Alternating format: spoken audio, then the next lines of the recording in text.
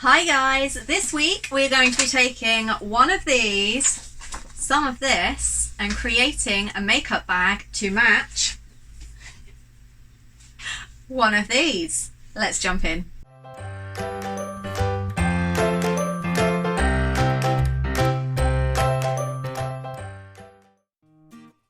Using my Shortcuts A Lot software, I make a box the same size I want the design to be, and then I import the design and size it to the box.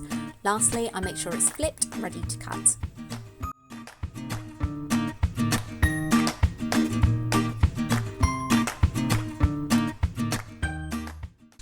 So the cutter's done its job. You can just about see the design there, and now I need to weed it all out. And because I haven't done this design before, there may be some adjustment that is needed, especially around the top of the mama bear and the bear cub. So let's have a look.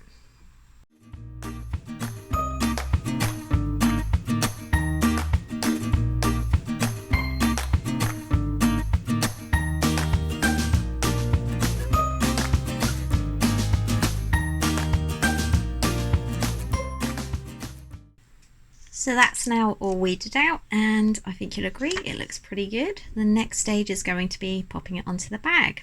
When I go back for the design, I may just kind of make the eyes, the inner bits of the ears just a tiny bit bigger, but I'm quite happy with how the little cub's foot and the mummy's back looks.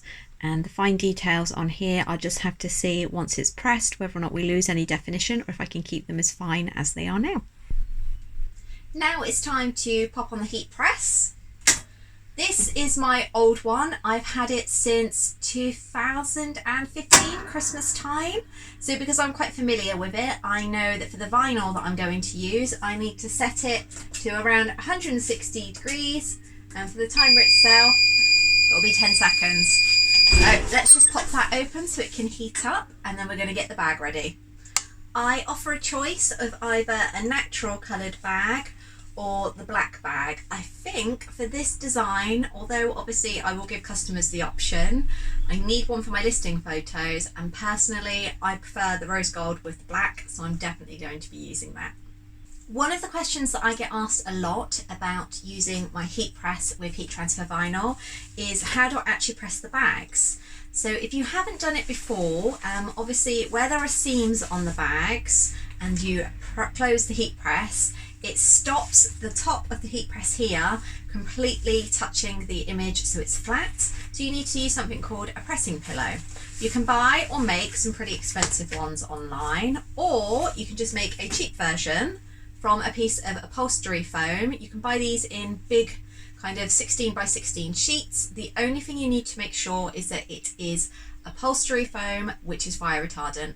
Most upholstery foam has to be fire retardant if it's sold in the UK, but definitely double check. So some people put a fancy cover on this, a silicone mat kind of chopped to size and sewn round. I found in the 5 years of making my bags that it's really not needed. I literally just cut it out slightly larger than the designs for my bags, pop it inside the bag,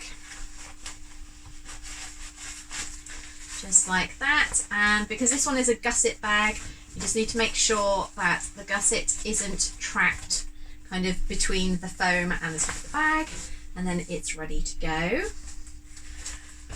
I also use a silicone sheet which just goes over, and it just stops the material itself from getting too hot if it's in direct contact with the platen. It just helps to distribute the heat a little more evenly as well.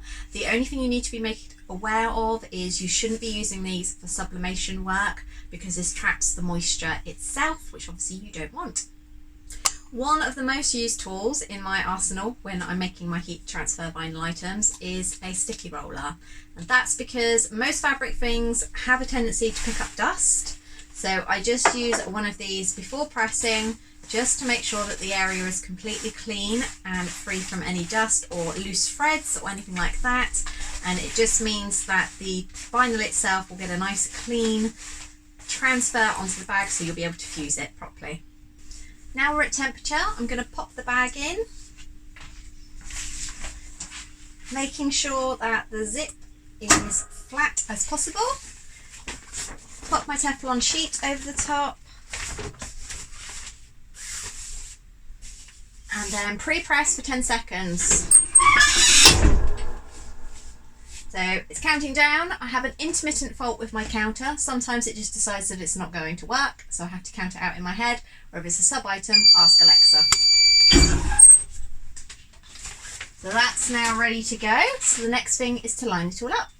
One of the biggest helpers that I find for my lining up of the heat vinyl is actually this gridded mat. It means that I can line up the bottom of the bag on a line and then pop this on, the actual design.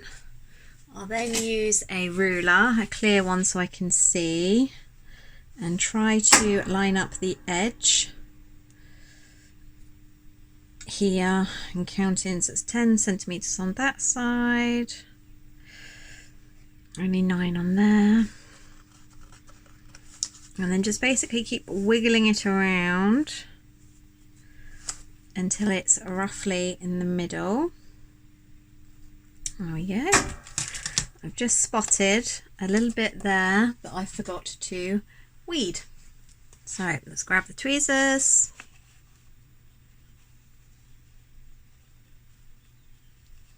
Remove that.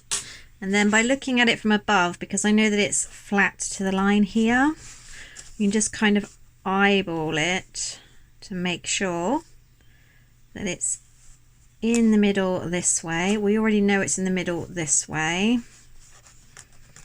And just make sure that it's straight. So there we go, time for the next press. Okay, so back in it goes. Make sure the zip's all okay. Teflon sheet over the top, and this time I'm going to set it for 12 seconds. And as you can see, this is now not working. 3, 4, 5, 6, 7, 8.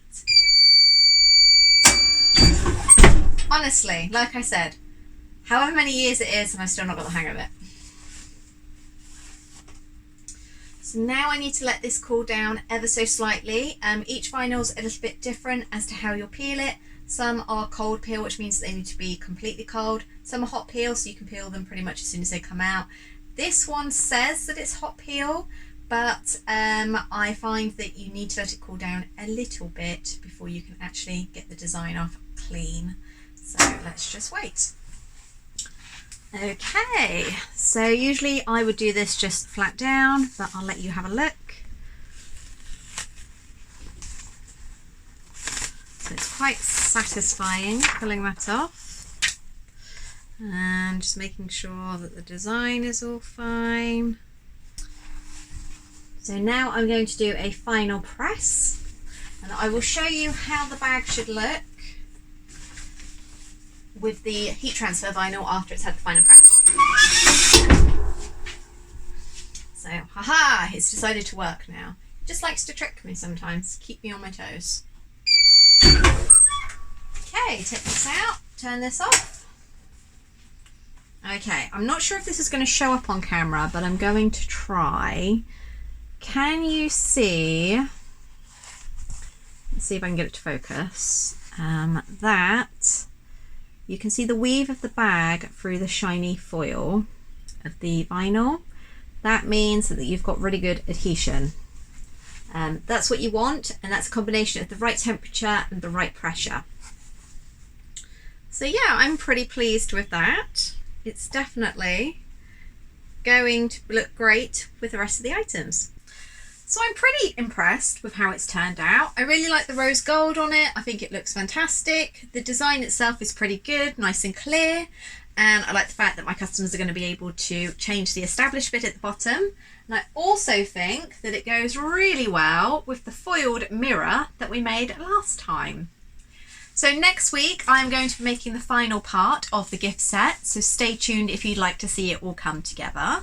Thank you so much for joining me. If you haven't already subscribed to the channel, definitely do. It's a big help like the video so that YouTube knows that people are enjoying the content and will hopefully show it to even more people. We are now officially at 222 subscribers at the time of filming, which is, oh my goodness, I cannot believe it. We are going to be at 250, which was my goal for this year, in no time. So a great big, if that was you, I really am so pleased with how well the channel is doing this year, and all of your lovely comments and messages, they really do mean so much to me. So that's it for today, and I'll see you next time. Bye!